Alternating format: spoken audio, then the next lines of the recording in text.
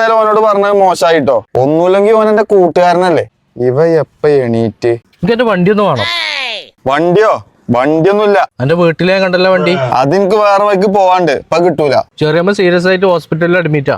ഞാൻ ചെന്നിട്ട് വേണം അത്യാവശ്യം കയറ്റാൻ വേണ്ടിട്ട്. അതെന്താ അവിടെ കോണി ലിഫ്റ്റ് ഒന്നുമില്ലേ? ഒന്ന് പറടാ, വണ്ടി തരാം. ഇജ്ജ് ഇവിടെ നിന്ന് കണ്ണും കാച്ചും കാട്ടിട്ട് കാര്യമല്ല. വണ്ടി കിട്ടൂല. ഇതല്ല ഇപ്പൊ എന്റെ കോലം. എന്ത്? ഇവനറിയ കണക്ക് ചെറിയച്ഛൻ വലിയച്ഛൻ കുട്ടിയച്ഛൻ അപ്പുറത്തച്ഛൻ പറഞ്ഞാണ്ടേ ഒരു 10-15 വണ്ടി ഉണ്ട് അവന്റെ സർക്കിളില്. അതൊക്കെ ഇവൻ കൊണ്ടുപോയി ആക്സിഡന്റ് ആക്കി. 5-8 സ്റ്റേഷനിലും 5-8 കട്ടപ്പുറത്തും ആക്കി. അതൊക്കെ പോട്ടെ, ഇവനൊരു കുട്ടിയച്ഛൻ ഉണ്ടായിരുന്നു. അയാൾ വണ്ടില്ല പറഞ്ഞ് നടന്ന് ഏതോ ഒരു പൂരപ്പറമ്പെന്ന് കൂപ്പൺ എടുത്ത് കണ്ടാകുമ്പോ ഒരു ബൈക്ക് അടിച്ചു. അത് ദൈവം തന്ന വരം എന്ന് പറഞ്ഞിട്ടാണ് ഇയാൾ നടന്നിരുന്നത്. എന്നിട്ടെന്താ, ആ വരം കൊണ്ട് ഇവൻ ഏതോ പടത്തിന് പോയി. ഏതോ ഒരു കളവനെ പോയി ഇടിച്ചു. കളവൻ സ്പോട്ടിൽ ഡെഡ്. ഇവൻ കോമയില്, കുട്ടിയച്ഛൻ ജയിലിലും. സാധാരണ ജയിലിലായ വിയൂര് ജയില് ആണുങ്ങളുടെയാണെന്ന് പറഞ്ഞിട്ടെങ്കിലും സമാധാനിക്കാം. ഇതതിനും കോലല്ല. എന്തിനാ ജയിലിലായെന്ന് ഇയാൾക്ക് തന്നെ അറിയില്ല. വണ്ടി കൊടുക്കാത്തത് നന്നായി.